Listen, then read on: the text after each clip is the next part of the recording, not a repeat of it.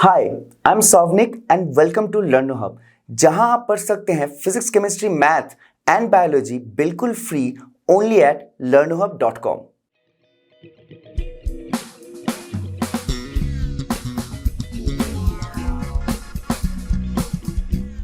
तो आज के वीडियो में हम डिस्कस करेंगे करंट इलेक्ट्रिसिटी के previous year questions from NEET. तो बिना देर करते हुए आइए चलिए और सॉल्व करते हैं कुछ न्यूमेरिकल्स जो नीट के प्रीवियस ईयर क्वेश्चन पेपर्स में आ चुके हैं।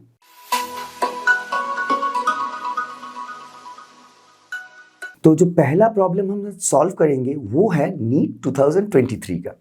ये सवाल हमसे क्या पूछ रहा है? ये कह रहा है कि हमें मैग्नीट्यूड और direction of the current in this particular figure या फिर सर्किट में जो करंट फ्लो करेगा उसका मैग्नीट्यूड और डायरेक्शन क्या है। ठीक है, पहले सर्किट को अच्छे से समझ लेते हैं। सर्किट में हमारे पास दो पावर सोर्स हैं और तीन रेजिस्टर्स हैं।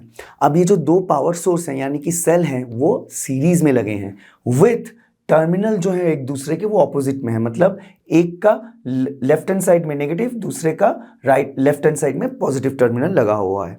ठीक है, तो उस केस में सीरीज में लगे हैं तो जनरली हमें ऐड करना चाहिए, लेकिन अगर टर्मिनल्स अगर अलग हों एक दूसरे से तो वहां पे हम एक दूसरे से माइनस करते हैं। तो यहां पे ई इफेक्टिव क्या बन जाएगा? 10 माइनस 5 विच इज 5 वोल्ट। ठीक है, अब रेजिस्टर्स पे आते हैं। रेजिस्टर्स भी तीन है लेकिन यहां पे रेजिस्टर सीरीज में ही है तो हमें सिर्फ उनका इक्विवेलेंट निकालने के लिए तीनों को ऐड कर देना है। So R equivalent is 2 + 1 + 7 ohm which is 10 ohm. अब देखिए हमें इस सर्किट का इक्विवेलेंट या फिर effective EMF and equivalent resistance निकल गया है। तो हम इस सर्किट में कितना करंट फ्लो कर रहा है वो आराम से निकाल सकते हैं from the formula I = V/R which is इस केस में E effective by R equivalent. तो ये क्या बन गया? 5/10 ampere which is 0.5 ampere. Direction कौन सा होगा? हायर पोटेंशियल कौन सा है? 10 वाला है, तो यहां पे डायरेक्शन A to B होगा। So direction is A to B। तो अब यहां पे देखिए कौन सा ऑप्शन आपका सही बैठता है। 0.5 के साथ तो सिर्फ एक ही है जो कि है ऑप्शन A। तो ऑप्शन A आपका इस सवाल का सही जवाब बनता है। तो चलिए आगे बढ़ते हैं और एक और सवाल करते हैं नीट 2023 का। ये सवाल क्या कह रहा है कि आपके पास एक गिवन सर्किट है। ओके, आपको निकालना है R का वैल्यू जब गैल्वेनोमीटर के थ्रू कोई करंट पास नहीं कर रहा है। तो अगर गैल्वेनोमीटर के थ्रू कोई करंट पास नहीं करेगा इसका मतलब है यहां से जो करंट आएगा, यहां से जो करंट आएगा I, वो इस डायरेक्शन में भी उतना ही I आएगा। ठीक है, अब देखिए यहां पे दो बैटरीज हैं तो इस जो सर्किट में, इस वाले सर्किट में जो इक्विवेलेंट आपका ईएमएफ होगा वो कितना होगा? 10 - 2। तो ये जो करंट होगा ये current will be 10 - 2 divided by, यहां पे देखिए 400 ओम रेजिस्टर के थ्रू कितना करंट पास कर रहा है वो हम जान लेते हैं। तो यहां पे हम लिख देते हैं 400। तो ये क्या बन गया? 8/400 which is 1/50 ampere.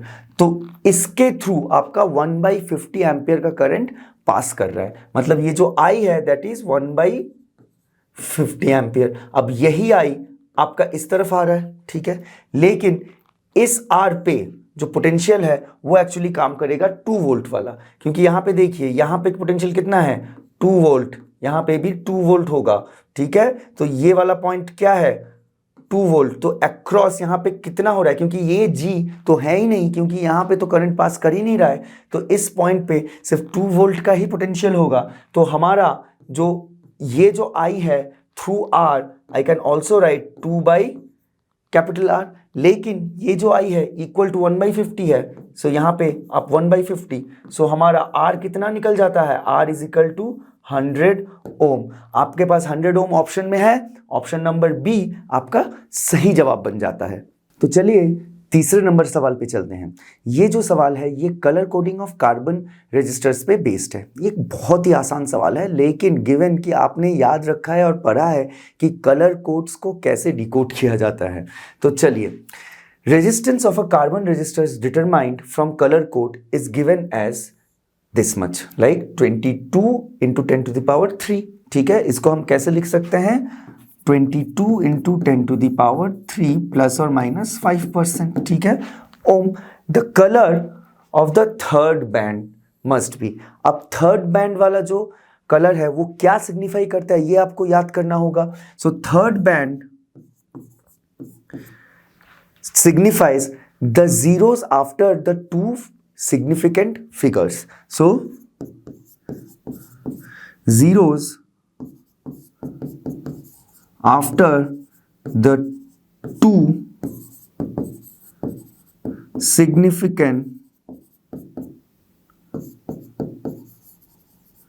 Figures.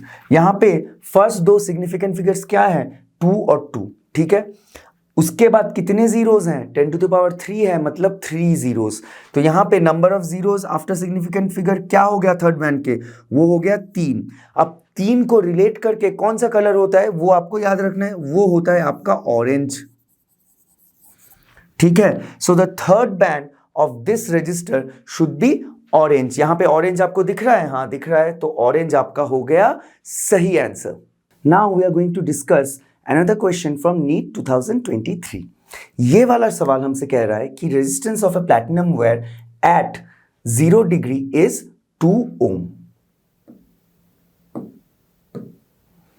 Okay, and 6.8 ohm at 80 degree Celsius. मतलब 0 डिग्री पे 2 ओम था और 80 डिग्री सेल्सियस पे 6.8 ओम।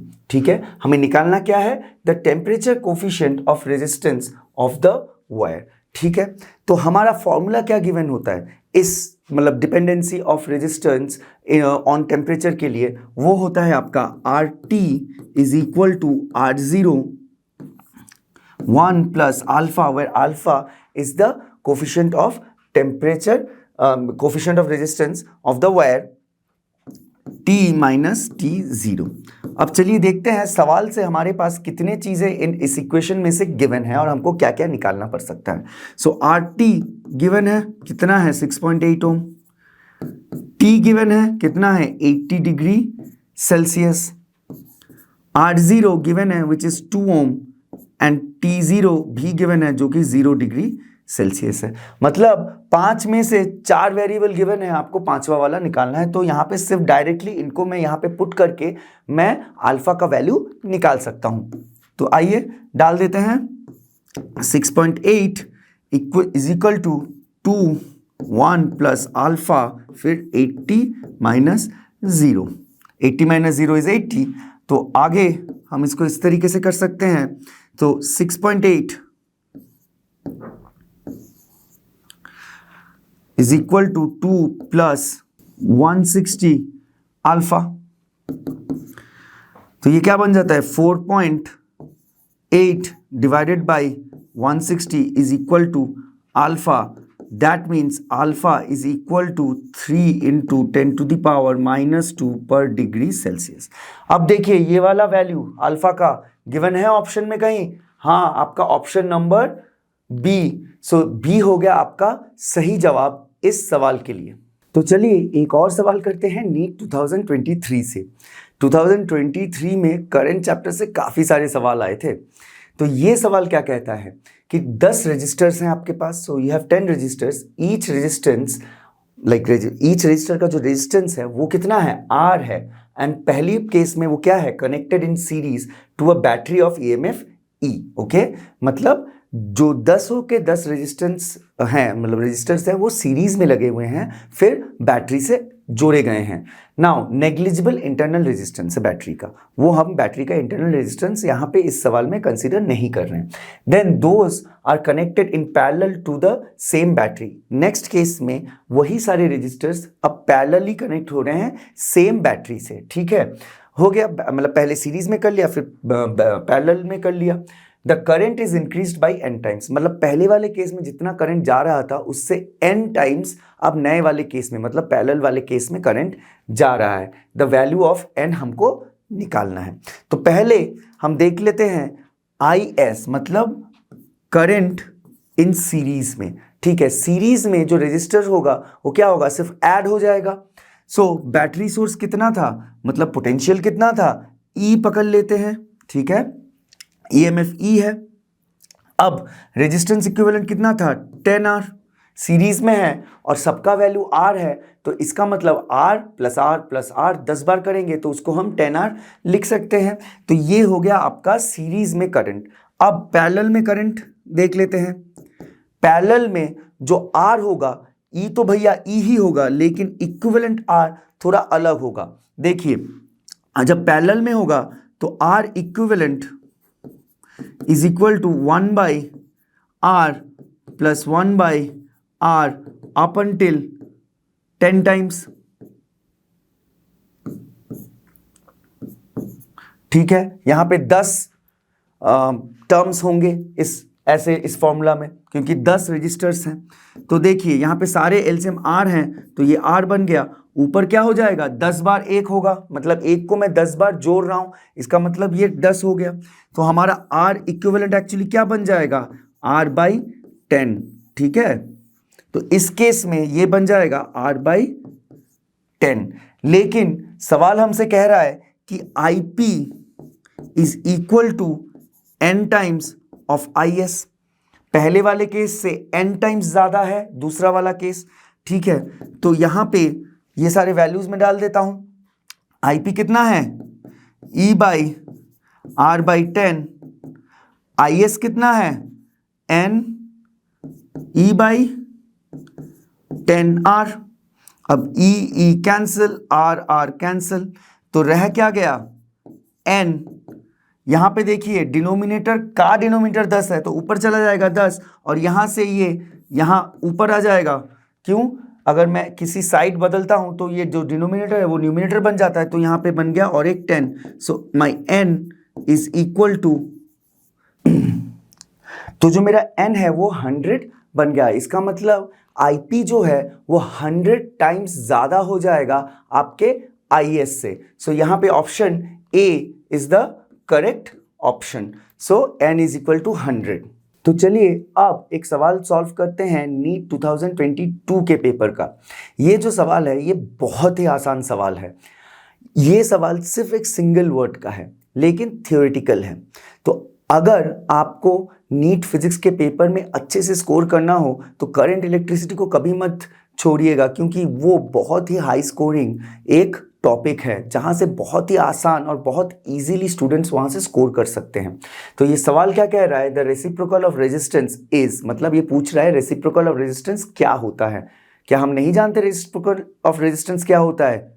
ऑब्वियसली जानते हैं, that is conductance. So option number A is the right answer. कितना टाइम लगा हमको सॉल्व करने में? अगर आप पेपर पढ़ेंगे आपको 2 सेकंड लगेगा, अगर आंसर आपको पता है इसको तो 2 सेकंड में आपके मार्क्स मिल गए, वो भी फुल। ठीक है, तो चलिए आगे बढ़ते हैं। तो चलिए नीट 2020 का अब एक इंटरेस्टिंग सा सवाल करते हैं। सवाल क्या कह रहा है, find the equivalent resistance of the infinite network given below. मतलब ये जो सेटअप है इसका आपका टोटल इक्विवेलेंट रेजिस्टेंस निकालना है। देखिए ये लैडर प्रॉब्लम जैसा ही है जो हमने कैपेसिटेंस में किया था, तो इसका प्रोसेस उसी के प्रोसेस की तरह इसका भी हम उसी तरीके से सोल्यूशन निकालेंगे। So the first assumption that we make is कि लेट अस अज्यूम कि ये जो टोटल सेटअप है इन्फिनिटी तक फैला हुआ वो काफी इंपॉर्टेंट है। उस सब का जो इक्विवेलेंट रेजिस्टेंस है लेट्स से वो R है। ओके ठीक, अब सोचते हैं कि हम इस जो इंफिनिटी वाले लैडर को हम यहां से काट लेते हैं। ठीक है, तो ये एक पार्ट और ये पूरा एक पार्ट। ठीक, अब देखिए यहां से काट लेने के बाद ये जो पार्ट है, ओके, इस पार्ट का इक्विवेलेंट रेजिस्टेंस कितना होगा? वो भी R ही होगा, क्योंकि इंफिनिटी से अगर मैं सिर्फ इतना सा निकाल दूं, एक स्टेप निकाल दूं, देखिए रिपीटेट हो रहा है तो ये स्टेप बाय स्टेप रिपीट हो रहा है, तो ये वाला एक स्टेप अगर मैं इन्फिनिट ऐसे स्टेप से निकाल दूं तो कुछ ज़्यादा फर्क पड़ेगा नहीं इन्फिनिटी में, तो वो जो R इक्विवेलेंट है वो सेम ही रह जाएगा। अब तो इसको मैं कुछ इस तरीके से ड्रॉ कर सकता हूं, ठीक है।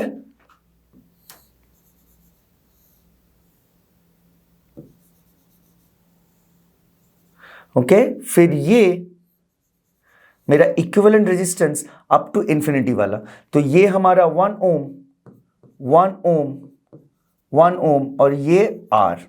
ओके, अब देखिए ये थोड़ा सा सिंपल हो गया। ये जो 1 ओम है, ये R है, ये एक दूसरे के साथ पैरेलल हैं और ये तीनों फिर सीरीज में हो जाएंगे। तो आपका जो इसका डायग्राम है, ये फिर से आप इसको ऐसे बना सकते हैं,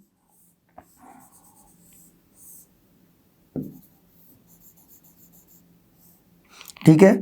ये आपका 1 ओम, ये 1 ओम, पर ये वाला आपका क्या बन जाता है, 1 प्लस R ओम, ठीक है। इन दोनों का, ये दोनों पैरेलल है, उनका इक्विवेलेंट। तो ये तीनों कितना बनता है, देखिए 1 प्लस 1, ये तीनों सीरीज में है, so 1 plus 1 plus R divided by 1 plus R, तो हमारा, एंड ये कितना होगा, ये टोटल इक्विवेलेंट होगा। टोटल इक्विवेलेंट भी कितना है, R है, so our R is equal to, we get equation actually which is 2 plus R 1 plus R। So अब देखिए इसको एलसीएम ले लेते हैं, so we will get R plus R square is equal to, यहां पे क्या, 2 plus 2R plus R।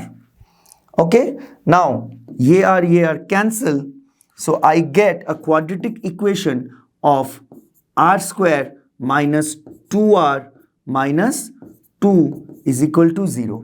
And जब मैं इसको सॉल्व करता हूं तो मुझे मिलता है R इज इक्वल टू 1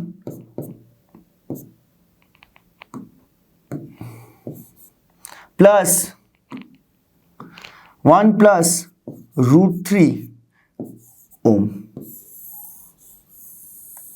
ठीक है। सिर्फ आपको यहां पे सॉल्व करके ये वाला वैल्यू निकाल लेना है।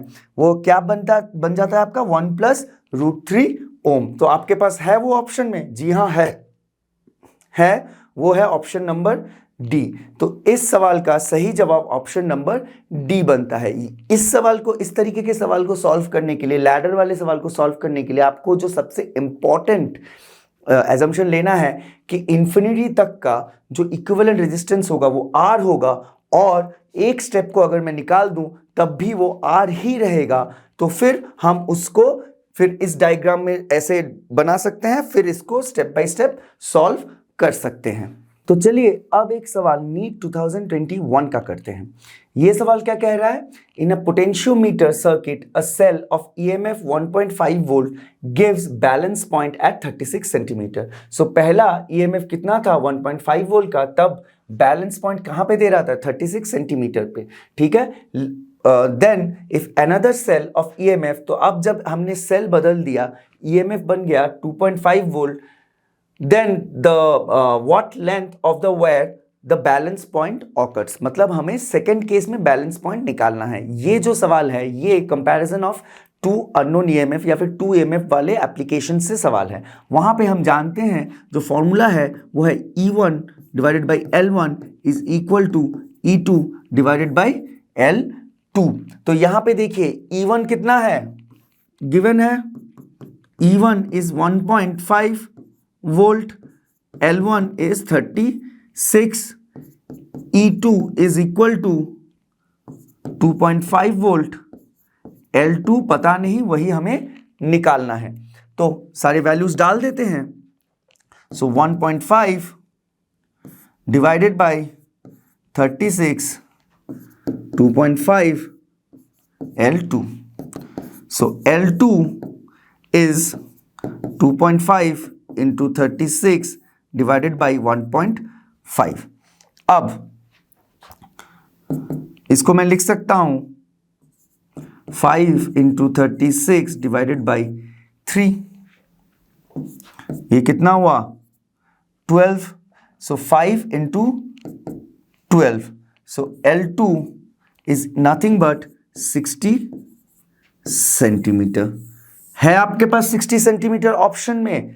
जी हाँ है, option number B. So option number जो बी है वो हमारा सही जवाब बन गया। L2 is equal to 60 centimetre for this case.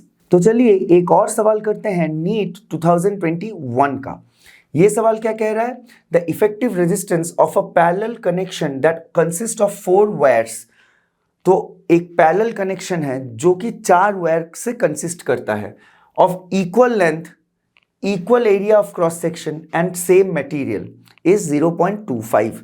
मतलब जो 4 वायर हैं उनका इक्वल लेंथ है, इक्वल क्रॉस सेक्शनल एरिया है और मटेरियल भी सेम है। इसका मतलब चारों के चारों इक्वल रेजिस्टेंस होल्ड करते हैं। तो यहां पे जो RP है दैट इज 0.25 ओम। ये जो RP है ये 4 तरह के रेजिस्टर से बना है, मतलब 4 रेजिस्टर से बना है। और हम RP का फॉर्मूला जानते हैं in case of equal resistors in parallel, वो क्या बन जाता है? R/4। ठीक है, अब RP कितना है? 0.25, सो R/4। ठीक है, तो हमारा जो ईच इंडिविजुअल R वो कितना निकल गया? 1 ओम। ओके, अब सवाल है कि उनको सीरीज में लगाएं। ठीक है, what will be the effective resistance if they are connected in series. अब इसी R को अगर मैं सीरीज में लगाऊं तो सिर्फ ऐड ही करना होगा। So now my RS will be 4R which is 4 ओम। कौन सा ऑप्शन सही है? जी हां, option number A is the correct answer. तो चलिए एक और सवाल कर लेते हैं नीट 2021 का। यह सवाल क्या कह रहा है? 3 resistors having resistance R1, R2 and R3 are connected as shown in the given circuit। तो आपके पास यहाँ पे सर्किट है, आप देखते हैं R1, R2 और R3 इस तरीके के कॉम्बिनेशन में आपका यहाँ पे दिया हुआ है। The ratio I3/I1 of currents in terms of resistance used in the circuit is। मतलब आपको रेशियो I3/I1 निकालना है in terms of resistances used in the circuit, मतलब R1, R2 और R3 के टर्म्स में। ठीक है, तो पहले देखते हैं R2 और R3 दोनों पैरेलल हैं। इसका मतलब इन दोनों के अक्रॉस जो पोटेंशियल होगा, मतलब यहाँ और यहाँ का जो पोटेंशियल डिफरेंस होगा वो सेम होगा। तो इसलिए हम लिख सकते हैं V2 is equal to V3। That means I2 R2 is equal to I3 R3। Okay, V is equal to I into R. That means I2 is equal to R3 by R2 I3। ये हमारा equation 1 बन गया। अब देखिए I यहां से आ रहा है, इस जंक्शन पे क्रिचॉफ्स जंक्शन रूल अगर हम अप्लाई करें तो हम बोल सकते हैं कि I1 is equal to I2 plus I3। So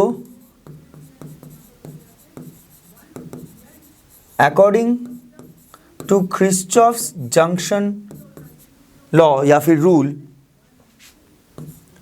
I1 is equal to I2 plus I3। तो इसको मैं लिख सकता हूं I1 is equal to R3 R2 I3 plus I3। अब मैं I3 को यहां पे कॉमन ले सकता हूं, तो मेरा क्या बन जाता है? I1 by I3 is equal to R3 by R2 plus 1। ठीक है, ये यहां पे आ गया। अब देखिए हमें चाहिए I3/I1 और ये है I1/I3, तो इसका एलसीएम लेके फिर हमको इसको इन्वर्ट भी करना होगा। सो हमारा I1/I3 कितना बनता है टोटल? देखिए R2, so R3 plus R2 divided by R2।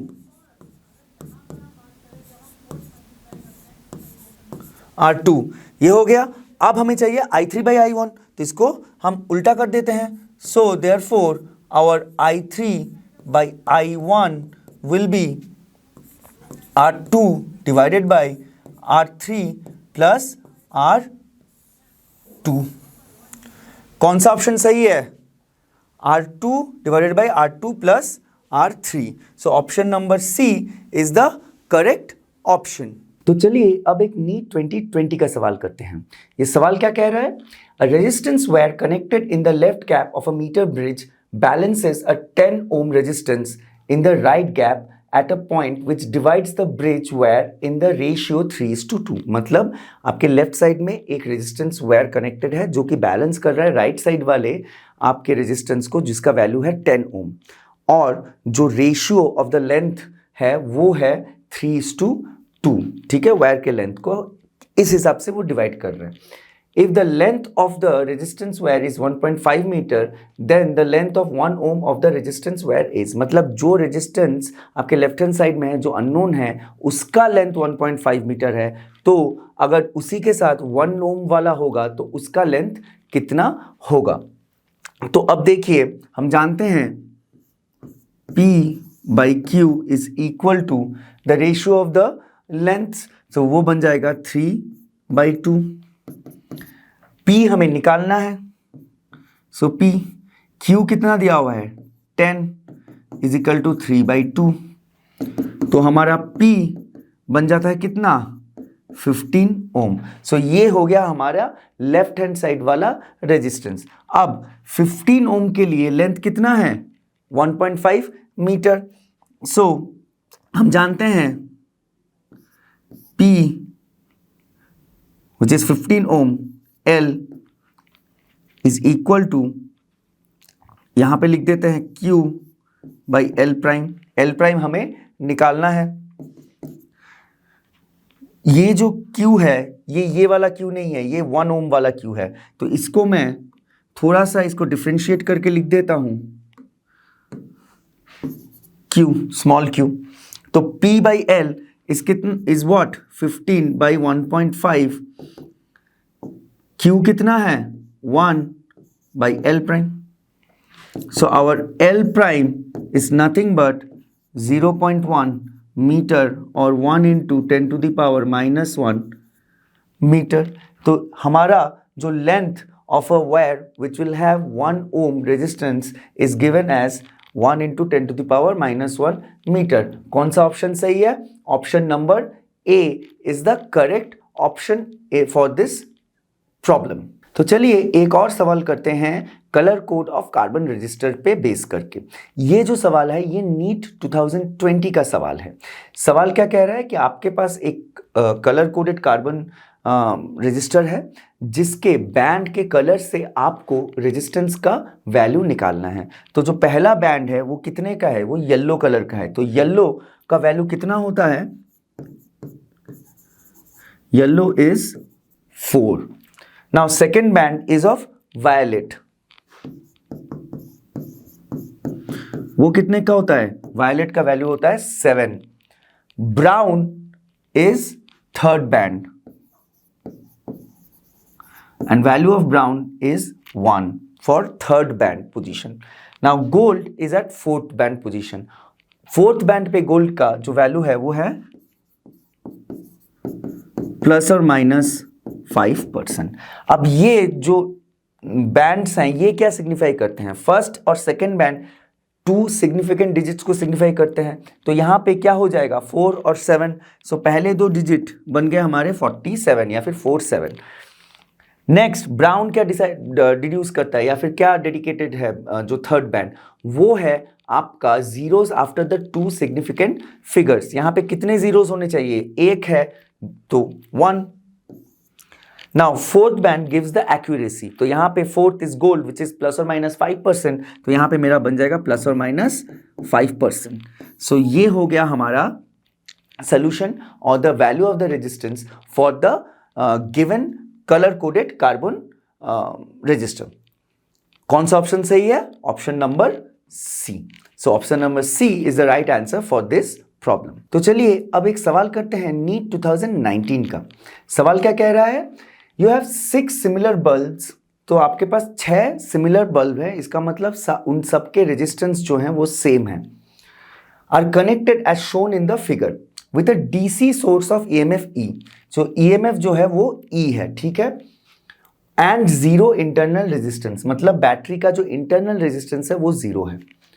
The ratio of power consumption by the bulbs, तो हमें निकालना क्या है, रेशियो ऑफ पावर कंजम्पशन, किस किस के बीच का रेशियो। पहले case when all are glowing, मतलब सारे बल्ब्स जल रहे हैं। Second case in the situation when 2 from section A, मतलब सेक्शन ए से 2 एंड 1 फ्रॉम सेक्शन बी, मतलब सेक्शन बी से 1 आर ग्लोइंग विल बी, मतलब हमें बेसिकली रेशियो निकालना है पावर कंजम्पशन का इन दोनों केसेस में।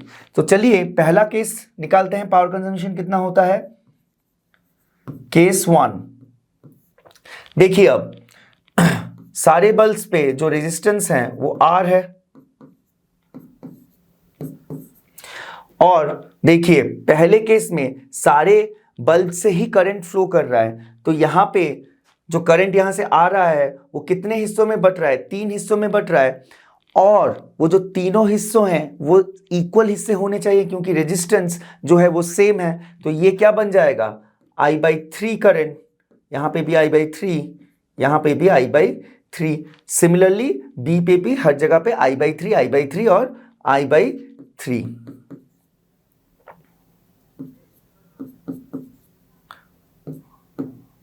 यहां पे भी I/3। ओके, अब केस 1 में देखिए ये जो R है तीनों पैरेलल में है, तो ये जो R हो जाएंगे ये क्या हो जाएंगे, equivalent R for these 3 parallel R/3। Similarly इस केस में भी R/3, लेकिन ये जो दोनों सेटअप हैं ये सीरीज में है, तो R/3 प्लस R/3 क्या बन जाएगा, R इक्विवेलेंट 2R/3। सो R equivalent becomes 2R/3। Now power consumption का फॉर्मूला क्या है, V²/R, यहां पे R इक्विवेलेंट लिख दीजिए। अब V कितना है, E, सो E², R इक्विवेलेंट कितना है 2R/3, 3 ऊपर चला गया, इसका मतलब 3E²/2R is a power consumption in case सारे बल्ब जल रहे हो। अब केस 2,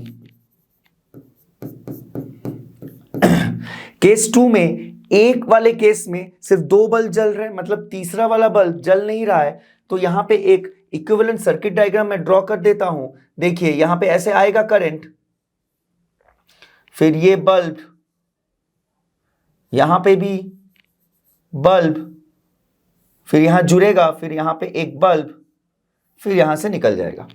तो ये हो गया आपका सेक्शन ए, ये आपका सेक्शन बी। सेक्शन बी में सिर्फ एक ही बल्ब है, तो यहां पे एक ही बल्ब मैंने डाल दिया है, लेकिन सेक्शन ए में 2 बल्ब है, यहां पे 3 था, तो इक्विवेलेंट कितना बना था, R/3। यहां पे 2 पैरेलल में है, तो इक्विवेलेंट कितना बनेगा, R/2।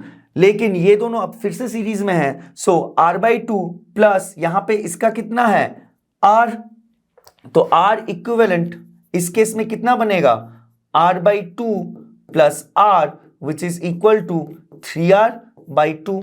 सो पावर कितना बन जाएगा, देखिए E²/R इक्विवेलेंट, तो यहां पे 3R/2। सो ये हमारा बन गया P1, ये हमारा बन गया P2। अब हमें निकालना क्या है, हमें निकालना है P1/P2। P1/P2 कितना होगा, देखिए P1 इतना है divided by P2, E²/R, E²/R दोनों में सेम है, तो कैंसल्स ईच अदर आउट, तो क्या रह जाएगा 3/2 डिवाइडेड बाई 2/3, तो 3 ऊपर चला गया, सो 9/4। दैट मीन्स P1 रेशियो जो है वो कितना होता है, 9:4। So this is the required ratio. कौन सा ऑप्शन सही है, option B is the correct option for this numerical. तो चलिए एक और सवाल करते हैं नीट 2019 का। यह सवाल क्या कह रहा है, which of the following acts as a circuit protector या फिर सर्किट प्रोटेक्शन डिवाइस। ये सर्किट प्रोटेक्टर या फिर प्रोटेक्शन डिवाइस क्या होता है, ये एक ऐसा चीज होता है जो सर्किट को एक्सेस अमाउंट ऑफ करंट की वजह से जो हार्म आ सकती है डिफरेंट एलिमेंट्स को, इवन द वायर ऑल्सो, उससे वो सर्किट को बचाता है। अब हमने इस चीज को एक्चुअली हमारे घरों में देखा है, सुना है कभी कभी रिपेयर भी किया हुआ है, ठीक है। वो कौन सा चीज़ है, आप थोड़ा सोचिए, वो कौन सा चीज़ है जो हमारे घरों के सर्किट को, हमारे घर में जो लाइट्स चलती हैं, टीवी, फैन सब चल रहे हैं, वो इलेक्ट्रिक सर्किट के बदौलत चल रहे हैं। हमारे घरों के सर्किट्स को ऐसी कौन सी चीज़ है जो प्रोटेक्ट करती है from impulse of heavy high current और हाई वोल्टेज। जब वोल्टेज अचानक से बहुत ज़्यादा हो जाता है या फिर current flow through the circuit अचानक से बहुत ज़्यादा हो जाता है, वो कौन सी चीज़ होती है जो खुद मर के पूरे घर को बचाती है? वो होता है आपका फ्यूज, जो कि आपके फ्यूज बॉक्स में होती है। आपने किया होगा, फ्यूज ट्रिप हो जाता है, फिर आप जाके उसको उठाते हैं या फिर तार लगा के फिर उसको जोड़ते हैं। फ्यूज रिपेयर तो आपने देखा होगा या फिर किया होगा। वो जो फ्यूज है वो है आपका सर्किट प्रोटेक्टर। फ्यूज आपके सर्किट को बचाता है फ्रॉम एक्सेस ऑफ करंट और fluctuation of voltage. So in this case the right answer is fuse, which is the protector, or it's a device which protects the circuit. Okay, so now you know the importance of such a small thing called fuse, or such a simple thing. ठीक है, fuse अगर ना हो और अगर आपके पास thunderstorm हो रही हो आपके शहर में, और बाई अनलकीली आपके घर पे कोई बिजली गिर जाए, तो आपके जो घर के डिवाइसेस हैं वो सारे खराब होने के चांसेस होते हैं। फ्यूज जो होता है, वो फ्यूज वहाँ पे उसको एक बैरियर की तरह रखता है कि ज़्यादा एक्सेस करंट वो फ्लो करने नहीं देगा सर्किट में। आज के लिए बस इतना ही। Until next time, take care and study hard. और हम सभी जानते हैं लर्नो हब फ्री है पर बेस्ट है।